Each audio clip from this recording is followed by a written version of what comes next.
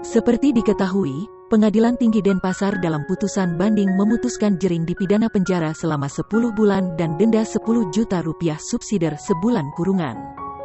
Jika merujuk putusan 10 bulan penjara, maka ia bisa saja bebas pada Juni tahun 2021. Namun hal itu belum terhitung jika Jering mendapatkan remisi.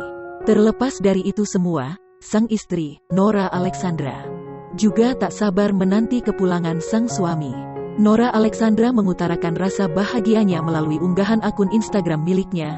Ia membagikan potret lawas bersama Jering. Wanita yang kini tinggal di Bali itu mengungkapkan jika hatinya tidak henti berdebar menunggu kepulangan Jering. Sementara itu, di unggahan berikutnya, Nora justru mengaku sangat deg-degan menanti kepulangan pria yang dicintainya tersebut. "Jujur menunggu dia bebas kok aku deg-degan ya. Wajar gak sih kayak gini?" tanya Nora, Kamis tanggal 20 Mei tahun 2021.